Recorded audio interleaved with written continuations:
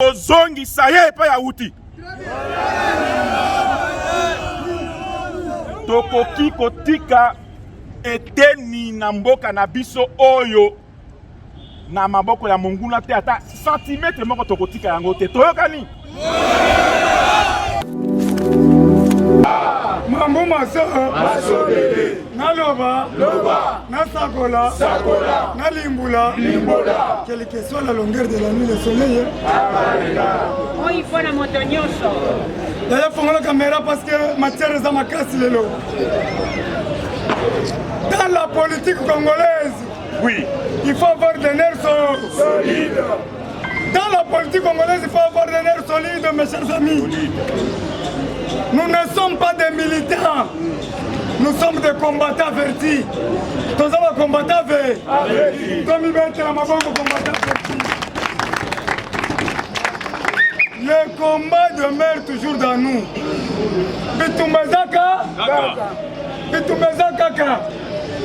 Mais, toboyi intimidation.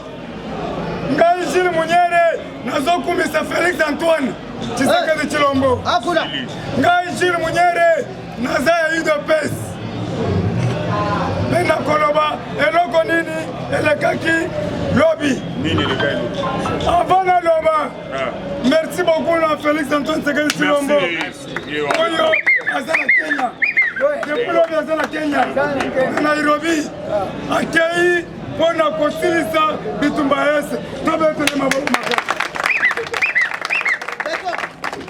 Complot et salami.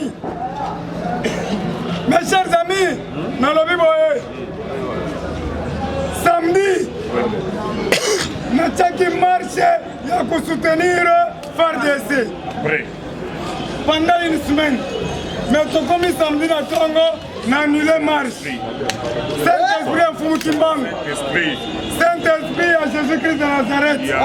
Na annulé marche. Tolataki basonkion. Nzoka basiba infiltré kingai. Balatisi force d'action. Oyo ya UDPS. Balatisi force d'action. Oyo ya UDPS baba sonkion. Basombeli bango ba machete ya sika. Boyoka bango nyonso ba machete ya sika. Baratie kozala la gare centrale.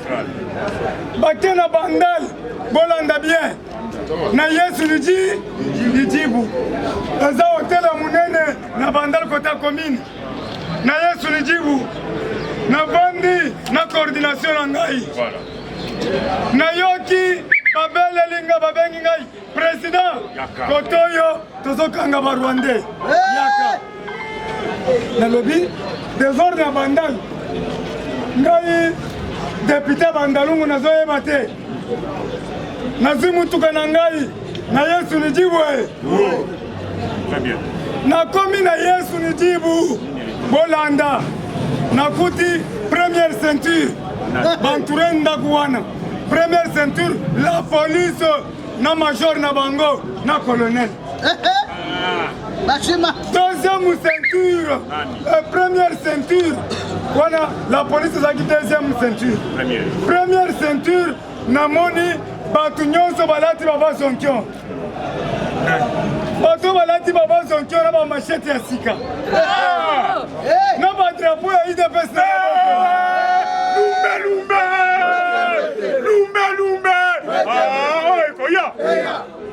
na mituni na kiti na jeep na bandiko ya malembe population nyonso na bawewa babetelinga maboko.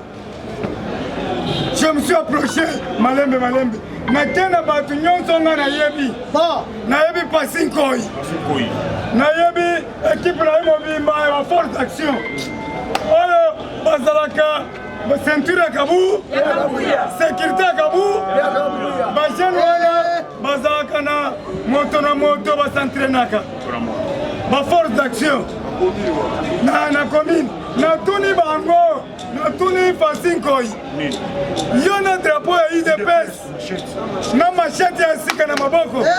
Qui vous a donné ça? Ça c'est quelle idéologie? Très bien. Oyoka réponse ya Pasinkoy. Population plein, caméras ont filmé biso. Pasinkoy alobi. Apesi ordre na bato na wankadre jila kota na mutuka kende. Awa bato batindi biso hiérarchie ya parti. Na tuni bango hiérarchie ya parti na nani Pasinkoy aza camarade na ngai. Alobi Augustin Kabou. Lumbe. Koya. Mbo, era yebisinga Augustin Kabouya, lokola ngai nazali en relation avec Augustin te. Pour la présent. Nalobi merci beaucoup. Na sokoli mabo. Na bengi équipe nanga bango nyonso bangoi.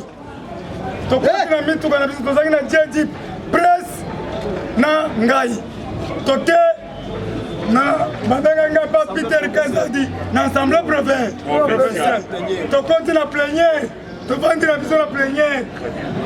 Plénière esili. Toke makambo na biso. Lobi dimanche. Na 16h namoni appel moko ekoti. Appel wana le conseiller Pius. Conseiller chargé à mission. Ya chef de l'État comme on a Pius. Abengi nga na Willeri. S'il na lingi na sololo na yo. Yaka. Na kena Willeri en face ya bar Shentamba. Ah. Na komi wana na telemisi jeep na ngai. Na kena sololo na conseiller. To sololo ya lobi Jules. Biso toza ba conseiller chef de l'État. Tomoni batu moko na machette balati baba sonkyo. Eza bana? Ngai na lobi mokonzi eza ba Pasinkoy entourage ya Kabouya. Et puis na ba drapeau ya IDPS na mabo.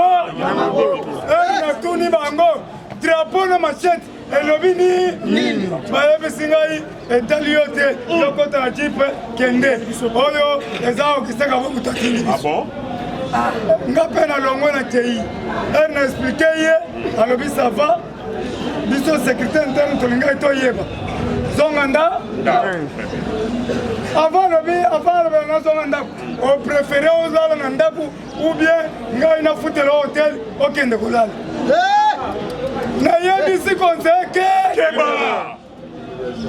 Moi je suis Kassayen. Yo za ya bandu. Makambo ozosala na oya ezanga ya sengote. Koma ngai nazana mwasi na bana. Oyo bisanga na kende ofutala nga hotel akende kolala. Na kolala kana ndako nanga. Baya kozola nga kana ndako nanga. Conseiller alobi il n'y a pas de problème, yo za un problème te na landi version na yo. Oza na problème te. Nazongi pona kota na jeep. Namoni 4 personnes ya minene milai. Encadré jeep na ngai. Na kota boye bakangi nga kati. Na moi bato ozomona. Bakangi ngai kati. Babimisi ba revolver, batyenga revolver ya litoi. Nazalaki na Kirikou prophète. Kota la prophète azalaki. Natambolaki na prophète. Bakangi Kirikou na kingo batie manzaka. Chauffeur alors bazoboka nga na taxi na bango. Chauffeur akangi makolo. Nga libanda siko ba porte nyonso ya taxi efungwa. Batu nyonso na moni kaka ekipe ya bawewa. Oye koya. Nazoloba. Namoni 500 à 1000 motos. Bamutuzo bakangi liboso. Bamutuzo pipi jiri munyere jiri munyere. Bamutuzo ameminga tina mape. Succès oyo wapi. Batu bayoki ndenge wana babwaki ngai ndena zaboye nazoki kotoyo. Tipo vitesse. Elinganga tout abatu ekipe ekei. Allez, mabandi kozonga ngai kota Willeri. Jiri munyere releve. Ambiance ya kosakana te.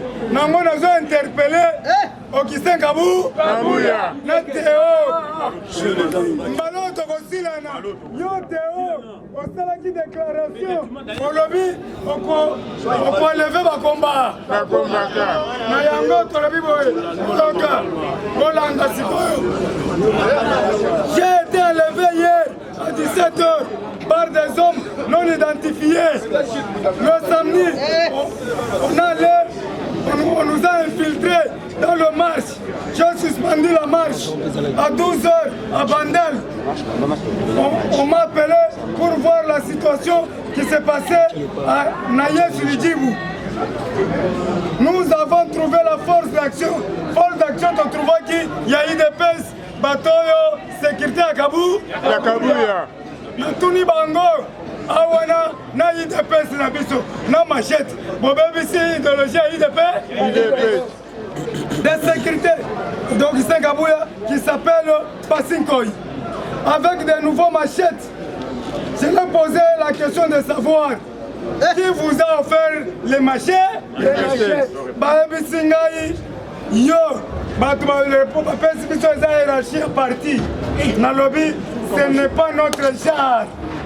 Naebisi bango, biso bato ya IDPS, tosimbaka machette, baleve ngai. Merci, j'ai continué ma route vers l'Assemblée provinciale. Le dimanche, on m'a enlevé.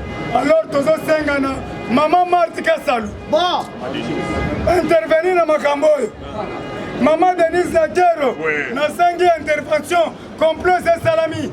Nazaki a beaucoup depuis lobby. Chance ya bawewa, plus de 1000 wewa, otenga revolver na lito. Aner nini, olo konvuke muntu, yotinda batu na ba revolver. Batu babwaki nga na nzela, chance batu balokoti ngai. Nana, batu oyo basimbaki machete, bainterpele bango, po bauti pa Augustin Kabuya. Nayebi bango nyonso, Passinkoy nde chef na bango. Lelo Kabuya apesi bango misala, atiki bakombatan, kombo na baza ba Ashako. Komoni bato oyo baza bakwe nyonso bakomi Ashako. Oyo bazomatisa transport, muntu anome bango eza Kabuya. Maintenant, tosengi na Mama Marthe, bomoni kote tokei na IDPS. Na banda kobelela, nasengi na Peter Kazadi, asala intervention. Nasengi na Papa Okwenda, intervention. Jacquemaine Chabani, intervention. Nasengi na bakonzi nyonso oya IDPS, bitumbese bandi, nakufaki lobi, me basanzi ngai, parce que naza na nzambe afumuki mbanga. Naza na nzambe ya Jésus-Christ de Nazareth, bafumaki ngai. Alors, Kabuya, la guerre commence maintenant. Trop c'est... Nabanda komona nasi nzaba konti, mais ekomi plus près parce que tokomi komona drapeau ya IDPS na machette. Nasengi bakadre nyonso Kongo mobimba bo interpeller le Cambodge. Chance nanulaki marche. Ok, tolobi boye na chite wana. Dan déclare, Bolandi bino nyonso dan déclare, lobby asalaki usine ya traitement ya minéraux na Angleterre, na Wembley. 1 kilomètre de Wembley, annoncé, bakombata balobi usine wana ekangami compte tenu minéraux ezokende suti. Nakomoni guerre toza nango entre les Bantous na les Nilotis. Place nyonso minéraux banda okende ka ekangami. Mesdames qui déclarent, vous êtes américain. Bomoni kabali nde ezokende. Place nyonso minéraux ezali babloqué. Kagame azolela. Awa bozala mayele. Barwande basi bakoteli biso. Bato balevaki ngai. Mibale bazoloba na Kenya Rwanda. C'est-à-dire soki nalingaki nali Zamba Zamba mawa. Mais nazoyebisa bino nakotika te parce que naza na mission ya Congo. Nakobunda tina suka. Sikoyo bango bayebisanga ke tokoya kozwa yo na 3 heures. Nalali na ntaku na ngai. Boya. nakolala place mosusu te maintenant nazokende na bino nyonso nayeba nani apesaki bino machete okise kabuya kabali nini ebandi ankete ebandi lelo naza na Peter Kazati lelo lobi kuna naza Mutombo Sylvain lobi kuna naza na Wakwenda naza na Mama Marthe Kasalu complot se bandi Jacques Chabani bon soutenir ngai kabali ya makasi. Merci beaucoup, l'enfant terrible. Beta, j'ai des preuves tangibles. IDPS viva! Viva! IDPS viva! Viva! Combattants et combattantes, avant de rentrer dans l'information, Marambo est sérieux. Comme sérieux. Il faut comprendre schéma ni nous Salamaki, tout le bateau, tout le bateau. Là, Boyoki, tout le marche et ça t'est. On a bango souhaité que y na marche wana asima OK na marche pas que des ordres et là ta muto organiser qui marche. Mais le fait que OK on a chemin à marche té baluki ba que on a chemin mususu. Toto ça la politique ah tu vas lobela ba famille na biso te mais lobela IDPS. Mais sur les autres commis qu'on sacrifier biso na IDPS c'est le commis danger. Parce que biso to vandi et puis Dieu est bon Nzamba sali le même jour on est à jour au plénière les alama biso to repère cette information il faut que nous sables vertication tous à qui l'assemblée provinciale oyo le loto loba ce qui dossier est commis grave biso to resenga plénière wana eleka plénière moko public boeto boete eleka kana Jeff Mujibu population nostra zalaki wana robima a témoigner bato bayaki basala nini bakendaki. Parce que biso to ba communicateur partout son petit problème il faut le responsable ngai mutula na kitina bi wapi responsable non ba policier balobi boye ba agent aner na colonel basali ko mais comment bino ba agent de l'autre bon tima maintenant machette liboso mais puis drapeau ya parti na tuni pasia abisinga yo longwa yo nani ngabi ndona leader makambo ba mono te ba mona biso ba leader to kitaki po to moni drapeau ya parti o bokende o eza iria na ye na sibi poesa shi poesa o eza ba ber to sa nini to longwa to continue mituka to kena biso assemblée provinciale lobby to mona événement eleki akomo kwa na ba réseaux sociaux biso IDPS mama machette to bien moti ata ba kosi mokili nzambe wa kosa arrêter parti à conscient na bisa que IDPS to za marambo yo te et puis ba policier ba va na bi marambo za maramba perdu za maramba biso combattant to continuer toujours continuer nzambe puis to kwa na ye along sa biso ata mkolo ya su IDPS viva! IDPS viva! Pour ça, j'ai la lobby bitumbo to kunda kiango ezaki pour un jour ba combattant ba bénéficier. Mais force d'action wana. Ba yé na confinement. Confinement kaka pour ça j'ai mutasu ba on a bandal. A comment hôtel misa bango awa. Mais lelo ba su kota ya munene. Et puis kota na ba su il fallait ki esunga ta biso mezo sunga pe mboka te.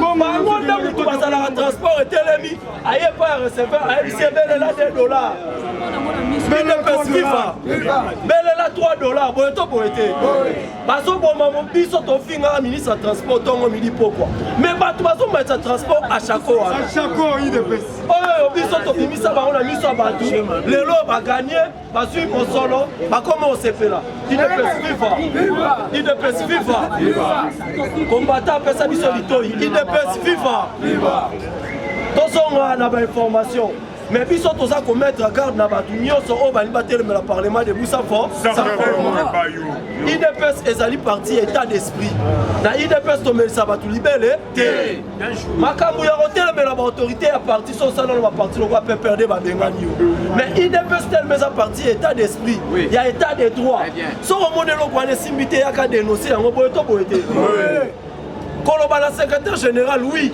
à ça mon contrepartie. Mais sur tout le monde est il faut tout l'eau. Et puis, chose grave, conseil n'a pas ça mon compte. Le secrétaire général au Kista Kabou. Conseil n'a pas ça yo. Sauf qu'on soit entourage na yo, il y a bateau basa bien éduqué. Na fingité. Il y a bateau basa bien éduqué. Très bien.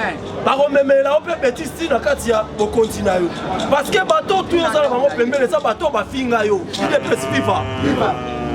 na IDPS na moment où ça respect au taloye banate pe au musala le fait qu'on soit recruté bateau car ba fingo pour fragiliser bango bendi ba pembe na yo ba c'est l'opéra politique il y a hypocrisie ba c'est la politique ya hypocrisie toyebi ba bango ba misu ba masa na biso ba misu ba vie na biso yo mi bengi so ça chargé de mission et secrétaire général olobi yo non cette fois-ci tous sont en opération au Kangisa va combattre il est spécifique opération ya au Kangisa va combattre yango binomo bomonia même yemoko tata mokonzi yambo yamboka aloba le temps de changement c'est Martin Paul tosilika to tosilika mais nasima ya kosilika atali alobi non bato basiliki pamba te na yokela bango l'air ayokela biso akoma président tokoma ite mais pourquoi secrétaire général sur le eza mabe tolobi eza mabe basalaka boyeso bato babe eza mabe benga bango luka yoka bango mais yo mbaa moko koréagir na façon na yo IDPS viva IDPS viva tokoti na baactualité nazala mwa mbangu mpo bandeko baza ebele président de la République na moment où toloba aza na Kenya na Nairobi boyebi conseil des ministres et kotaki vendredi président abeti loboko abi cette fois-ci il faut tout le monde azala sima efa FARDC problème toza nango awa ezali guerre o toza nango entre République démocratique du Congo et Rwanda mais il faut toyeba makambo nyonso oyo etali communauté ezalaka na bato bazalaka na nsima na bango nayebisa bino tokoma série sikoyo ya kotelemela bapartenaire ya États-Unis soki bose eloko te il faut todénonce yango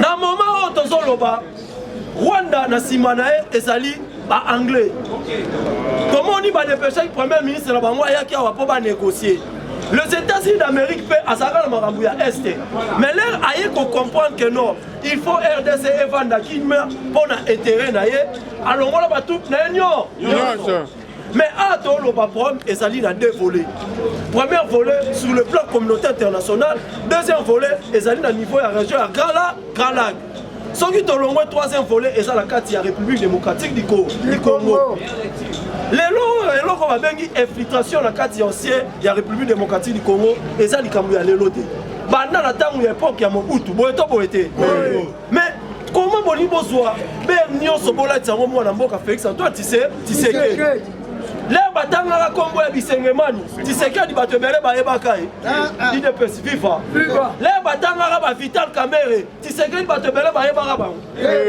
lolo koma makambo ya infiltration mboka boni bozwa yango bolati Tshisekedi po Martin Fayulu akende koloba makambo etali este nyonso ezali Tshisekedi tozalaka na bango awa IDPS viva tozalaka na bango awa eloko nini basalaka mpo na este lelo kimeko ekota mais Tshisekedi a du pouvoir alors il s'agit na kufa pour guerre na est et si le resa nini egesila IDPS viva donc combattant tonga total sabino sur le plan communauté internationale Rwanda aza na batu na ye RDCP a battu sur le plan communautaire mais les États-Unis il faut la moussa diplomatie pour le cabo kata balié wana o Rwanda asa nango pour permettre ye azala laisser IDPS viva pour soko ba anglais o bazaki ba paré à bancarisation na Congo beaucoup ici bango ne et permettre bitumbo senini et si là bitumba na libanda na kati o ezara makasi ezara libanda eza bitumba moko politique il faut qu'on l'annonce sur le plan administration IDPS viva tomoni bosala nyonso ezosenga po bokwisa régime ya ba criminel sur le plan économie oui c'est bien et bongo Kagame ba paré na ye bozoloba nini yango wana mokonzi mboka aza déterminé alobi na conseil de ministre non tout le monde toza na sima FARDC mais koza na sima FARDC toboyi mutu asala justice ye moko Rwanda azali mutu lokola yo boye to boyete Congolais pe na Rwanda azali l'air yo simbi machette pour ça la Rwanda mabe yebaka oza ko accuser pe bandeko no tsa bango pe na problème kuna boye to boyete biso to sala justice te justice asala musala na mais tozo senga na communauté internationale bato tout ba na sima ya Rwanda bayeba ke Rwanda eza pays mo ya mukie soulèvement populaire pesa ezalaka momoni makambo esama na frontière soki kaka peuple a continuer kaka jour mosusu mire ebukanaki bakoti mabe ngeko ekota et puis communauté internationale a instruire gouvernement bientôt la frontière na biso baotonga mire basali déjà baétude oh biso na Rwanda ndelo soko et puis bokonza mboka lo biso batongi mire wana bakotia force ya makasi oyo kozala ya défense oyo ya sécurité pour ba sécuriser frontière. Je dis